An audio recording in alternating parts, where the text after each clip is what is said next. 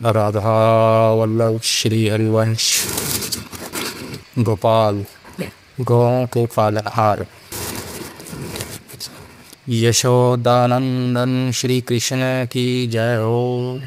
श्री गोपाल की जय हो।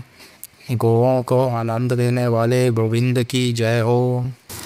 कामदेव को मोहित करने वाले श्री हरि की जय हो।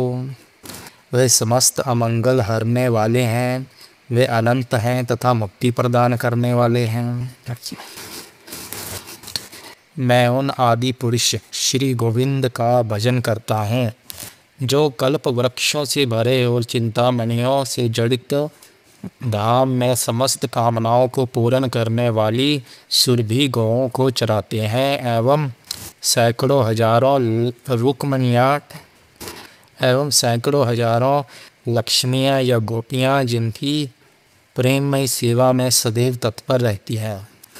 गौओं के स्वामी श्री कृष्ण हमसे संतुष्ट हों, उनकी तुलना में इंद्र भी कौन है। श्री कृष्ण ही इंद्र के स्वामी हैं, किंतु फिर भी वे गौओं के स्वामी के रूप में प्रकट होते हैं। परम भगवान ने एक ग्वाली की साधारण सी भूमिका को स्वीकार किया है। बाह्य रूप से वे एक साधारण ग्वाले दिखते हैं, किंतु वही ग्वाला जो संपूर्ण ब्रह्मांड को नियंत्रित करने की शक्ति रखता है, हमसे संतुष्ट हो। हम उन भगवान का भजन करना चाहते हैं जिन्होंने गौओं के राजा के तुच्छ पद को स्वीकार किया है। अपने बछड़ों को छोड़कर युवा गौएं अपने अमृतमय दूध से आनंद पूर्वक श्री कृष्ण की पूजा करती है। श्री कृष्ण अत्यंत प्रेम से सदैव उनकी रक्षा करते हैं। इस प्रकार सभी की रक्षा करने वाले श्री कृष्ण शाश्वत रूप से गोपाल अर्थात गौओं के पालनहार के रूप में विख्यात हैं। ब्रज की गौओं के प्रति अत्यधिक स्नेह के कारण श्री कृष्ण गोवर्धनधारी बन गए। दिन की समाप्ति पर अपनी गौओं को अपने चारों ओर एकत्रित करके वे अपनी बांसुरी पर मधुर संगीत बजाते हैं और समस्त महान देवता मार्ग में खड़े होकर उनके चरण कमलों की पूजा करते हैं।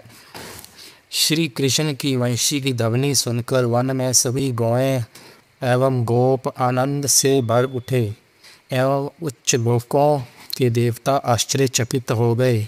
श्री कृष्ण चंद्रमा के समान यशस्वी हो गए।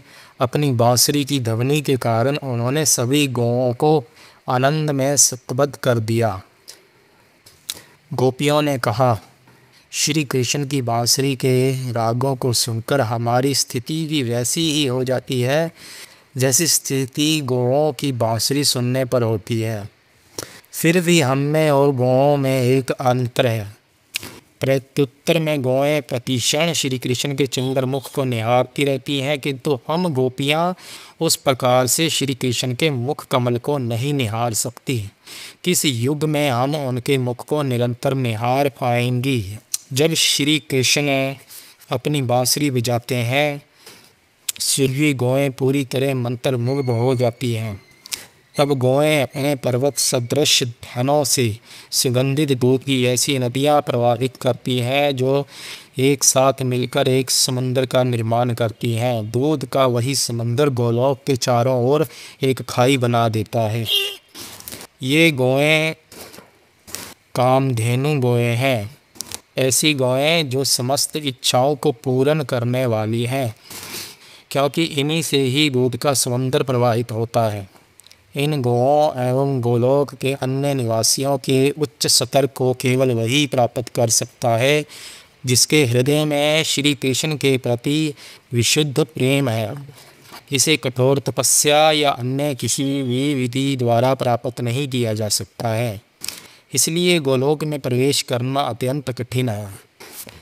गौ एवं ग्वालों का निवास स्थान होने के कारण श्री कृष्ण के धाम को गोलोक गौओं का लोक कहा जाता है। सुरभि गौओं के धाम गोलोक को प्राप्त करना अत्यंत कठिन है। जो व्यक्ति निरंतर भगवान की सेवा में संलग्न है, केवल वही गोलोक में प्रवेश हेतु योग्य है। व्रज की लीलाओं में श्री कृष्ण पूर्णतम है। इसलिए गौएं, गोप, गोपियाँ, ग्वाल, वस्त्र, माखन, वन, स्वच्छ पत्ते, यमुना और मुरली जैसी मधुर वस्तुएं ही व्रज गोकुल या वृंदावन की एकमात्र संपत्ति हैं। वहाँ अन्य ऐश्वर्यों की क्या आवश्यकता है। अपनी गौओं से घिरे भगवान कृष्ण यमुना तट पर लीलाओं का आनंद लेते हैं। युवा तथा शक्तिशाली नायक श्री कृष्ण दामा, श्री दामा, सुदामा एवं अन्य सखाओं और गौओं से घिरे हैं। उनके साथ आए ग्वाल बाल उनकी महिमा का गान करते हैं। गौओं के खुर से आने उड़ने वाली धूल से उनकी माला चूर चूर हो गई है। उनकी थकान से बड़ी उनकी सुंदरता सभी के नेत्रों के लिए आनंददायक उत्सव बन जाती है। अपने मित्रों की इच्छा पूर्ण करने के लिए उत्सुक श्री कृष्ण रूपी चंद्र माता यशोदा के गर्भ से प्रकट हुआ है। मैं श्री राधा कृष्ण के धाम जाने को इच्छुक हूँ, जहाँ बड़े बड़े सींगों वाली गौएं हैं और जो भक्तों की इच्छाओं को पूर्ण करती हैं। श्री कृष्ण का ये परम धाम स्वयं को पूर्ण रूपेण प्रकट करता है।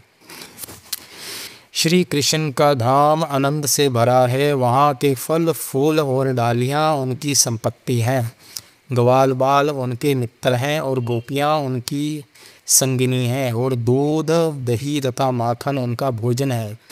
जब गौएं पर्वतों पर विचरण कर रही होती हैं और श्री कृष्ण अपनी बांसुरी बजाकर उन्हें पुकारते हैं, तो वन के समस्त वृक्ष और लताएं फल फूलों से भरकर अपना प्रेम व्यक्त करते हैं और वे अपने हृदयों में भगवान विष्णु को प्रकट करते हुए प्रतीत होते हैं। वहाँ लाल, काली, हरी, पीली इत्यादि रंगों की सुंदर गौएं तथा बैल हैं और उनके रंगों तथा मुस्कानों से संपूर्ण वातावरण आनंदित हो उठता है। एक ग्वाले ने कहा, कृष्ण, अनुभवी ग्वाले भी गौओं का दूध दोहने में सक्षम नहीं है तथा बछड़े अत्यंत उदास हैं, इसलिए अपनी माताओं का एक बूंद भी दूध नहीं पी पा रहे। गौएं आपकी राह देख रही हैं तथा मार्ग की ओर उत्सुकता से निहारती हुई अपने बछड़ों को चाट रही हैं। वे रंभा रंभा कर सभी दिशाओं में ताक रही हैं और आपकी विरह में एक एक पल भी उनको असहनीय हो रहा है। अपना सिर झुकाते हुए और मुस्कान एवं आंसुओं के साथ श्री कृष्ण ने कहा, हे माँ, मैं क्या करूँ? गौओं को नहीं मालूम कि क्या करें। मेरे बिना वे घास का एक टुकड़ा भी नहीं खाएंगी। हे चंद्रमुख, जब अन्य गौओं ने देखा कि श्री कृष्ण ने एक और गाय का दूध निकाल लिया है, तो वे अत्यंत आतुर हो उठी। देखो, श्री कृष्ण के नितंब और जागे दूध की स्वच्छ बूंदों से सुसज्जित हैं और गौएं एवं बछड़े नेत्रों में अश्रु लिए अपनी गर्दनों को झुकाते हुए उनके नूतन यौवन के अमृत का रसास्वादन कर रहे हैं। श्री कृष्ण मोतियों की माला पर अपनी गौओं को गिनते हैं। 4 प्रमुख रंगों सफ़ेद, लाल, काली तथा पीली में भी प्रत्येक में 25-25 विभाग हैं। इस प्रकार कुल 100 रंगों की गौएं हैं। 8 अन्य विशेष विभाग हैं। जैसे किसी के मस्तक पर चंदन के तिलक का चिन्ह है, तो किसी का सिर मृदंग के आकार का है। रंग तथा रूप के आधार पर गौओं के इन वर्गों को गिनने के लिए श्री कृष्ण मनकों वाली मोतियों की माला का उपयोग करते हैं। इस प्रकार जब श्री कृष्ण पुकारते हैं, हे धवली, एक सफ़ेद गाय का नाम, तो सफ़ेद गौओं का पूरा वर्ग आगे आ जाता है। और जब पुकारते हैं हंसी, चंदनी, गंगा, मुक्ता आदि, तो सफ़ेद गौओं के अन्य 24 वर्ग भी आ जाते हैं। लाल गौओं के नाम हैं अरुणी, कुमकुम, सरस्वती इत्यादि। काली गौओं के श्यामला, धूमला, यमुना आदि। और पीली गौओं के पीता, पिंगला, हरितालिका इत्यादि। जिनके मस्तक पर तिलक का चिन्ह है, उनके नाम है चित्रिता, चित्तर तिलक, दीर्घ तिलक और त्रियक तिलक तथा मृदंग मुखी, सिंह मुखी जैसे गौओं के अन्य वर्ग भी हैं। इस प्रकार नाम पुकारे जाने पर गौएं आगे आती हैं और श्री कृष्ण ये सोचकर कि लौटते समय एक भी गाय वन में नहीं रह जानी चाहिए, अपनी मोतियों की माला पर उनकी गिनती करते हैं। अपने दिव्य प्रेम से मोहित होकर प्रत्येक गाय सोचती है, श्री कृष्ण अपने मित्रों के साथ हमारे पीछे चल रहे हैं। यद्यपि दूध से भरे थनों और श्री कृष्ण के प्रति प्रेम के कारण वे धीरे चलती हैं। जब श्री कृष्ण उनका नाम पुकारते हैं तो वे तेज चलने लगती है। उनके चेहरे, पूंछ और कान खड़े हो जाते हैं। उनके मुंह में घास होती है और गोविंद की ओर भागते समय उनके गर्दनों पर रखे कंबल इधर उधर डोलते हैं।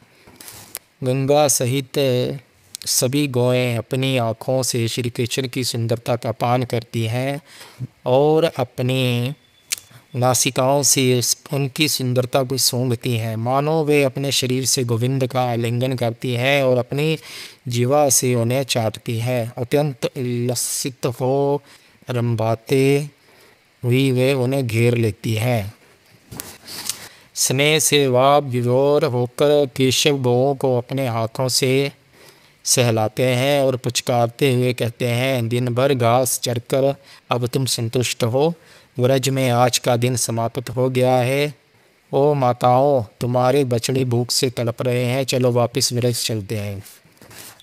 विभिन्न आकारों एवं ध्वनियों वाली घंटियाँ गायों के गल और पैरों में बंधी हैं। अपने समूह नायक के पीछे पीछे वे ब्रज लौट आती है। गायें श्री कृष्ण के दाईं ओर चलती हैं और भैंसें उनके बाईं ओर। स्वर्ग लोकवासी गलती से गौओं को गंगा जो सफ़ेद है, भैंसों को यमुना जो काली है मान बैठते हैं। जब श्री कृष्ण अपनी अमृतमयी मुरली से अमृत बरसाते हुए धीरे धीरे गौओं के पीछे चलते हैं और गायों के खुरों से उड़ती धूल से उनके घुंघराले बाल धूमिल हो जाते हैं, तो कौन है जो इस दृश्य को देखकर प्रसन्न नहीं होगा। जब श्री चैतन्य महाप्रभु वृंदावन आए तो गौओं एवं बछड़ों ने उन्हें घेर लिया और उनके शरीर को चाटने लगे। सभी गौएं उनके शरीर के अमृत का आस्वादन करने लगी और दिव्य प्रेम में भाव विभोर होकर रोने लगी। ये देखकर श्री चैतन्य महाप्रभु ने कहा, व्रज के गुण अचिंत्य हैं।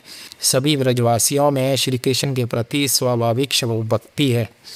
तब श्री चैतन्य महाप्रभु ने अपने कर कमलों से गौओं का स्पर्श किया और सभी गौएं गोपियों के समान नृत्य करने लगी। गौओं को नाचते देखकर वह भी प्रेम में डूब गए। वे हंसने लगे और एक मदोन्मत्त व्यक्ति के समान नाचने लगे।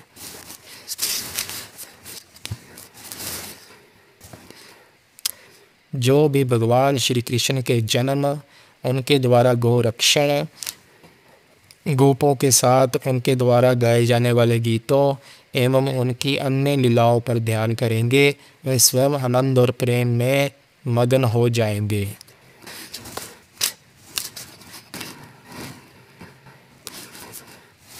तो आगे चलते हैं गौ सेवा की महिमा की ओर। गौ सेवा की महिमा।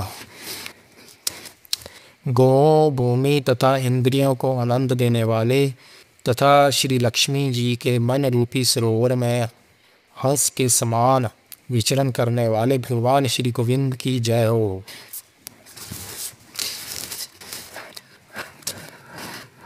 भगवान श्री कृष्ण गौओं, ब्राह्मणों, देवताओं, अपने वरिष्ठ लोगों, गुरुओं तथा सभी जीवों को प्रणाम करते हैं जो उन्हीं का विस्तार है। मैं परम भगवान श्री कृष्ण को प्रणाम करता हूँ जो गौओं, ब्राह्मणों तथा संपूर्ण जगत के शुभचिंतक हैं। मैं श्री गोविंद को बारंबार प्रणाम करता हूँ जो समस्त इंद्रियों को आनंद प्रदान करने वाले हैं। हे गौ माता, आप अस्वस्थ लोगों को स्वस्थ करती हैं तथा कुरूप को रूपवान बनाती हैं। अपनी मंगलमय ध्वनि से आप हमारे घर को भी मंगलमय बनाती हैं। इसलिए संतों की सभा में आपकी महिमा का गान किया जाता है।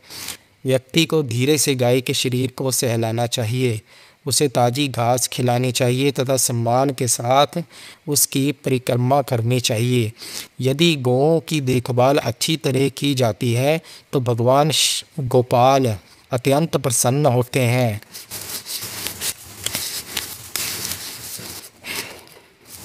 जो व्यक्ति पृथ्वी, वटवृक्ष, तुलसी, गौओं, ब्राह्मणों तथा वैष्णवों का चिंतन करता है एवं उनकी पूजा करता है, उसके सभी पाप नष्ट हो जाते हैं। इन कार्यों से व्यक्ति श्री कृष्ण को प्रसन्न कर सकता है, क्योंकि संपूर्ण जगत में ये सभी अत्यंत मंगलमय हैं। गो सूक्त के इन शब्दों में गौओं की महिमा का वर्णन है। वैदिक यज्ञ गौओं की पूजा हेतु किए जाते हैं। गौओं के सम्मान में देवता भी खड़े हो जाते हैं। चारों वेद, 6 वेदांग तथा उच्चारण करने की पाद विधि, इन सभी का उद्गम गौओं से ही हुआ है। मनुष्य जीवन में पूर्णता प्राप्त करने के लिए गाय सर्वाधिक महत्वपूर्ण एवं सहायक पशु है। शरीर का निर्वाह किसी भी प्रकार के भोजन से हो सकता है, किंतु गाय का दूध मानव मस्तिष्क के सूक्ष्म तंतुओं को विकसित करने में विशेष रूप से सहायक है, जिससे व्यक्ति दिव्य ज्ञान की जटिलताओं को सरलता से समझ सकता है। गाय रुद्रों की माता है और वसुओं की पुत्री है। वे आदित्यों की बहन है तथा घी के रूप में अमृत का स्रोत है। सभी बुद्धिमान व्यक्तियों को मेरी ये सलाह है, कभी भी निष्पाप गाय की हत्या न करें। एक बार फिर से हम सुनते हैं। शरीर का निर्वाह किसी भी प्रकार के भोजन से हो सकता है, किंतु गाय का दूध मानव मस्तिष्क के सूक्ष्म तंतुओं को विकसित करने में विशेष रूप से सहायक है, जिससे व्यक्ति दिव्य ज्ञान की जटिलताओं को सरलता से समझ सकता है।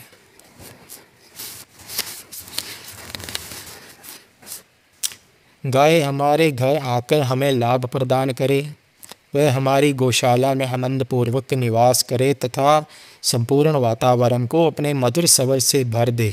गाय हमें प्रतिदिन प्रातः अपना दूध प्रदान करे, जिससे हम परम भगवान की पूजा अर्चना कर सकें। गाय कभी भी अशुभ नहीं होती है और ना ही कोई उसका हरण कर सकता है तथा ना कोई शत्रु उसे कष्ट दे सकता है। गाय की सहायता से गृहस्थ भगवान की सेवा तथा अन्यों को दान दे सकते हैं। ऐसी गाय सदैव उनके साथ रहे।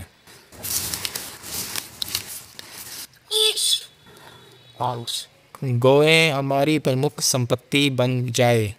गौओं के रूप में इंद्र हमें संपत्ति प्रदान करे। गौओं के दूध में मिश्रित सोमरस यज्ञ करने हेतु प्रमुख सामग्री हो। जिनके पास गौएं हैं वे लगभग इंद्र के ही समान हैं। मैं गौओं से प्राप्त सामग्रियों द्वारा परम भगवान की श्रद्धापूर्वक सेवा करने का अभिलाषी हूँ। हे गौओं, तुम्हारे अनेक बछड़े हों, तुम्हें पर्याप्त भोजन मिले और तुम सरोवर के स्वच्छ जल का पान करो। तुम कभी भी दुष्टों के चंगुल में ना फंसो और भगवान रुद्र के अस्त्र सदैव तुम्हारी रक्षा करें।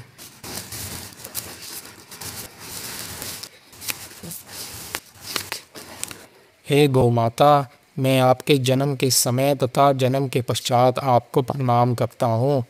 मैं आपके शरीर के बालों तथा आपके खुरों को भी प्रणाम करता हूँ। आपका कभी भी वध नहीं किया जाना चाहिए। मैं गाय को प्रणाम करता हूँ, जिनके शरीर में श्रीमती लक्ष्मी जी निवास करती हैं। मैं सुंदर गाय को प्रणाम करता हूँ, क्योंकि वे शुद्ध, सरल तथा सुगंधित है। मैं ब्रह्मापुत्री गाय को नमन करता हूँ। वह अंदर तथा बाहर से पूर्णतः शुद्ध है तथा अपनी उपस्थिति से पूरे वातावरण को भी शुद्ध रखती है। मैं बारंबार उन्हें प्रणाम करता हूँ।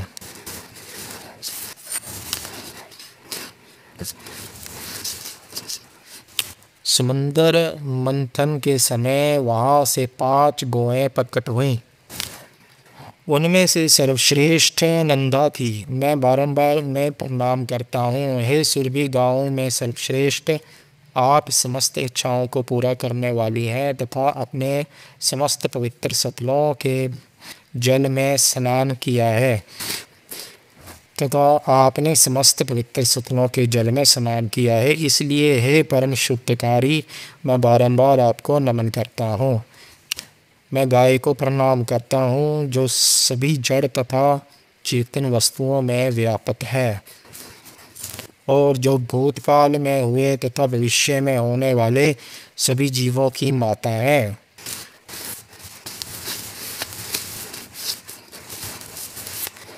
गौओं की सेवा तथा हर प्रकार से उनकी देखभाल करने वाले व्यक्ति को उनसे सर्वाधिक दुर्लभ वरदान प्राप्त होता है। मन में भी गौओं से ईर्ष्या ना करें। जितना संभव हो सके उन्हें प्रसन्न तथा उनकी सेवा करने का प्रयास करें। उन्हें प्रणाम तथा उनकी पूजा करें। प्रतिदिन आनंद पूर्वक गाय की सेवा करने वाला व्यक्ति महान सुख समृद्धि प्राप्त करने योग्य हो जाता है। हे राजन, मुझे संपूर्ण जगत में गाय के समान अन्य कोई संपत्ति नहीं दिखाई देती। हे प्रजापालक, गाय की महिमा का श्रवण कीर्तन करो, गौओं का दान करो और प्रतिदिन उनका दर्शन करो। शास्त्रों में गौओं का गुणगान किया। गौएं हैं। गाय सुख समृद्धि का स्रोत है। उनमें पाप का लेश मात्र भी नहीं है। गाय सदैव मनुष्यों को भोजन प्रदान करती है तथा भगवान हेतु यज्ञ के लिए सामग्री देती है। गाय यज्ञ मुख है तथा उसमें व्याप्त दिव्य अमृत उसके दूध के रूप में आता है। संपूर्ण विश्व उन्हें प्रणाम करता है।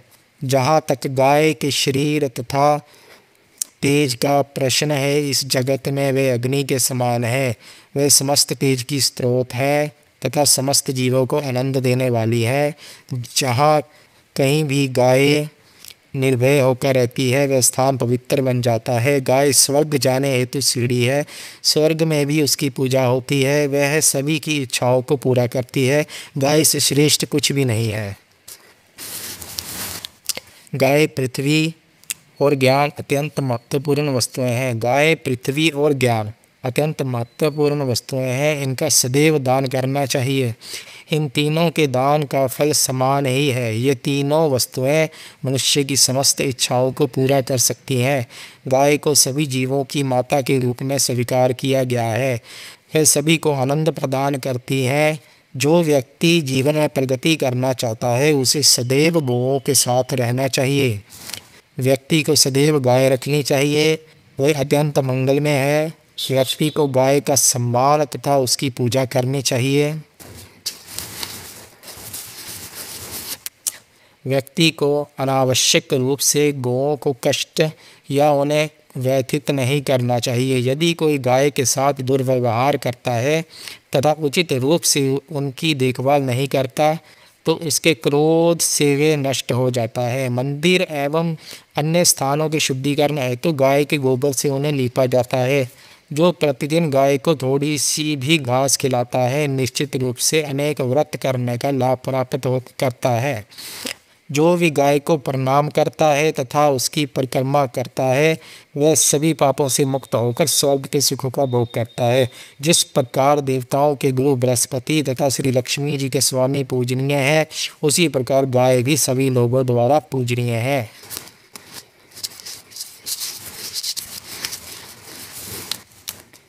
गाय की परिक्रमा करने से संपूर्ण विश्व की परिक्रमा का फल प्राप्त होता है। व्यक्ति को गाय का दान तथा हर प्रकार से उसकी देखभाल करनी चाहिए। गाय को मारने या दंड देने वाला मूर्ख व्यक्ति नरक में जाता है। गाय को थोड़ा भोजन तथा जल देने वाले व्यक्ति को अश्वमेध यज्ञ का लाभ प्राप्त होता है, इसमें कोई संदेह नहीं है। ऐसे लोग दुर्लभ हैं जो प्रतिदिन गाय की पूजा तथा सेवा करते हैं।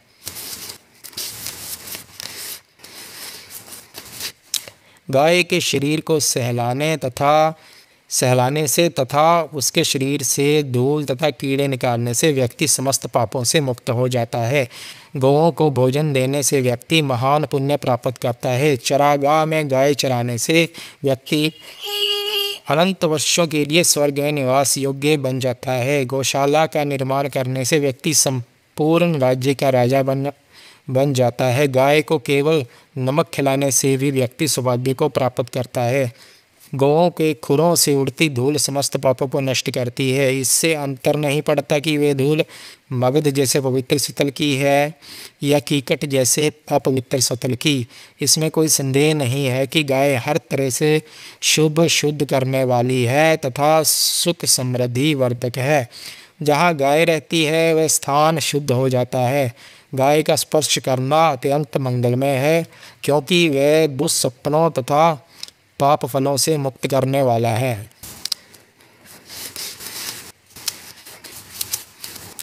गंगा स्वयं गाय के सिर पर निवास करती है। गाय के गोबर से लिपे स्थान को अत्यंत शुद्ध माना जाता है और इसलिए यज्ञ सतली तथा रसोई को पहले गाय के गोबर से लिपा जाता है। गंगा गाय के मूत्र में निवास करती है। सोम गाय के दूध, दही और घी तथा सरस्वती गोरोचन में निवास करती है। पुरातन आचार्यों ने गाय को भगवान विष्णु के ही रूप में स्वीकार किया है। गाय की सदैव पूजा तथा उसका गुणगान करना चाहिए एवं उसे प्रणाम करना चाहिए। मनुष्य को गाय को भोजन देना तथा उसकी सेवा करनी चाहिए। गाय समस्त जीवों का आधार है और मंगलता के सागर के समान है। गाय ही भूत तथा भविष्य है। वह सभी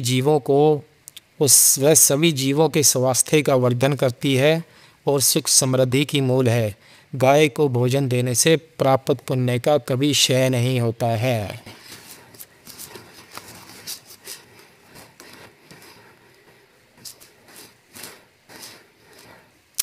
बोल राधा वल्लभ की जय।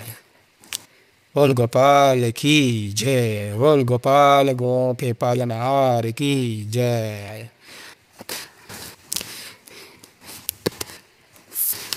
एक और